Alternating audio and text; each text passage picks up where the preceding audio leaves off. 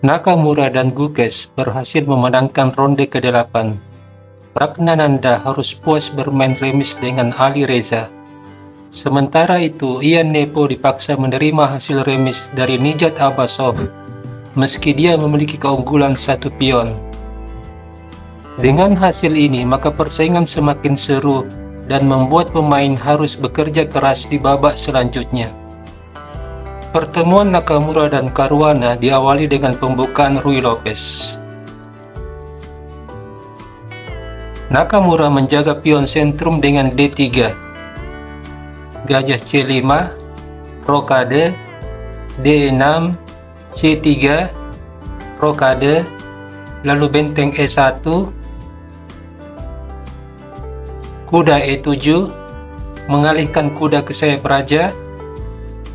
Nakamura lanjut dengan kuda D2, kuda G6, kuda F1, pion D5, menciptakan konflik di sentrum. Nakamura mengambil pion. Setelah kuda kali pion, terlihat pion E5 mendapat serangan 2 kali dan hanya dikawal oleh kuda. Jika putih berani mengambil pion, maka hitam punya pukulan taktis, gajah kali pion, skat. Raja memukul gajah akan dibalas dengan kuda dipukul. Benteng kali kuda, menteri skat, raja G1, menteri kali benteng. Hitam jelas unggul dalam posisi ini. Pada langkah ke-12, Nakamura menyerang kuda dengan gajah. Pion melindungi kuda, dan pion menutup diagonal gajah, sekaligus menantam pion E5. Pion memukul, kuda mengambil pion, kuda mundur ke F6, pion H3, pertukaran gajah dan kuda, pion kali gajah. Putih memiliki pion Isolani, tetapi dia memiliki sepasang gajah. Memasuki langkah ke-16, Caruana mengalihkan serangan ke sayap raja dengan mengandalkan sepasang kuda. Dia terlebih dahulu membawa kudanya ke D5, membuka jalan bagi menteri sekaligus memprovokasi pertukaran gajah dan kuda, di mana permainan lebih sederhana dan putih memiliki kelemahan yaitu pion Isolani. Nakamura sadar akan provokasi yang dilakukan Caruana. Dia tidak menukar gajah dan kuda, melainkan membawa gajahnya ke C2.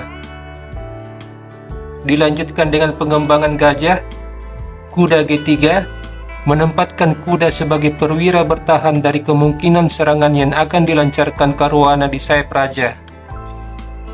Selanjutnya kuda F4, hitam memiliki sepasang kuda yang saling mengikat, juga menutup diagonal gajah gelap, sehingga memungkinkan menteri ke G5 menekan pion G2.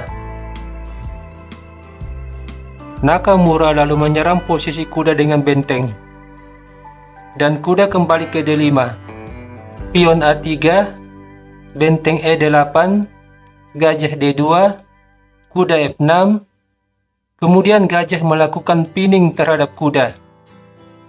Pion mengusir gajah, pertukaran gajah dan kuda, dan menteri mengambil gajah. Menteri D2, menteri G5, Fabiano Caruana menawarkan pertukaran menteri dengan asumsi putih memiliki pion Isolani di D4.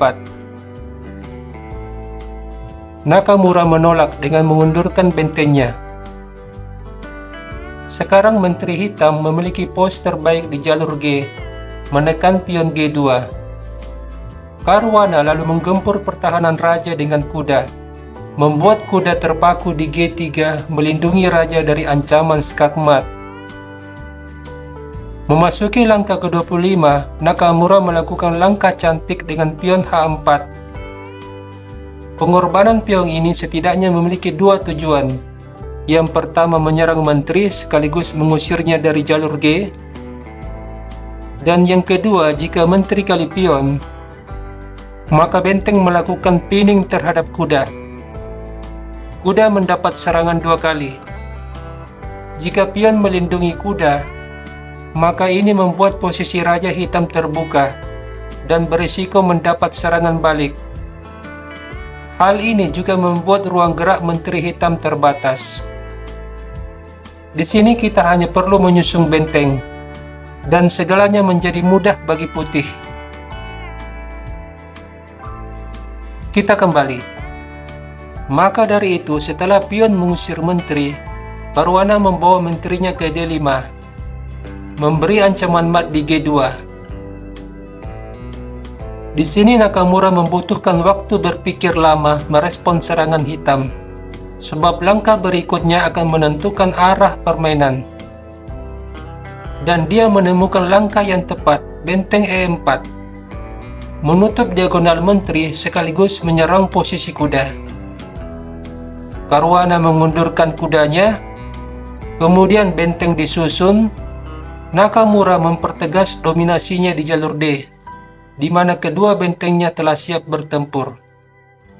Permainan lanjut dengan kuda F8, benteng menyerang menteri, menteri mundur, dan pion H5 mengontrol petak G6. Nakamura mulai mengurung posisi hitam. Caruana mengundurkan gajahnya dan menawarkan pertukaran benteng. Benteng ditukar, gajah kali benteng. Selanjutnya kuda ke F5, menteri F6, menteri B4 menekan pion B7. Melihat pionnya yang terancam, Caruana melakukan blunder. Dia tidak menyadari bahaya yang mengancam. Di sini seharusnya dia melangkah gajah D7, membuka akses benteng melindungi kuda. Namun karena waktu berpikir yang terbatas, dia melangkah pion B5. Hal ini dimanfaatkan Nakamura dengan kuda skak. Setelah raja bergeser, kuda menyerang menteri, sekaligus menyerang kuda di F8.